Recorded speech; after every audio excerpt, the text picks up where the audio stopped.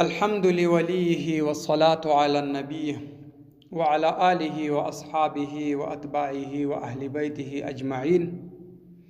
أما بعد، فأعوذ بالله من الشيطان الرجيم. بسم الله الرحمن الرحيم.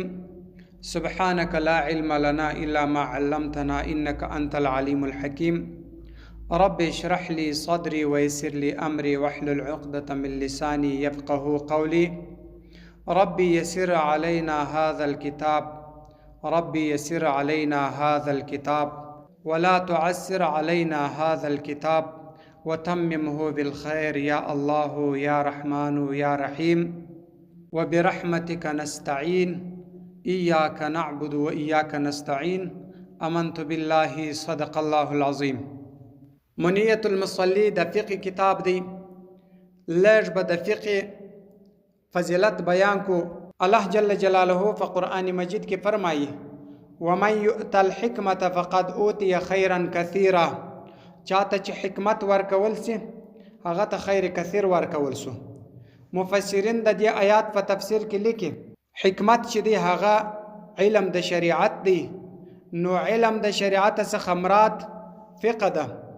نو کچیر یو چاته د فقه علم ورکول سي دیته خیر کثیر ورکول سو. او پیغمبر علیه الصلاة والسلام فرمایي: ومن یرید الله به خیر یفقهه فی الدین.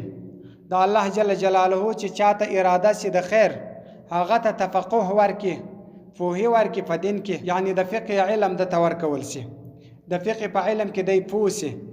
او پیغمبر علیه الصلاة والسلام په بل حدیث کې فرمایي: فقيه واحد اشد على الشیطان من 1000 عابد. یو فقه، یو هغه څوک چې د فقه عالم وي، دغه یو فقه پر شیطان باندې دونه بوج دی، دونه سخت دی چې در زرو عبادت کوونکو، در زرو بزرگانو هم پر د باندې دا یو فقه بوج دی.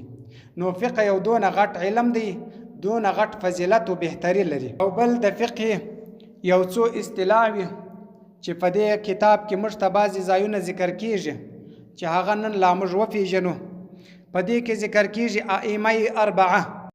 ائمه اربعه چې ذکر سو د دې څخه امام اعظم ابو حنیفه رحمت الله علیه، امام مالک رحمت الله علیه، امام شافعی رحمت الله علیه، امام احمد بن حنبل رحمت الله علیه. د ائمه اربعه څخه دغه څلور مذهبونه مراد دي. شیخین ذکر کیږي. شیخین چې کم وخت کې ذکر سي د دې څخه امام ابو حنیفه رحمت الله علیه او امام ابو یوسف رحمت الله علیه، دا دوه مراد دي. او صاحبین ذکر کیږي. د صاحبین څخه امام ابو یوسف رحمت الله علیه او امام محمد رحمت الله علیه، دغه دوه مراد دي.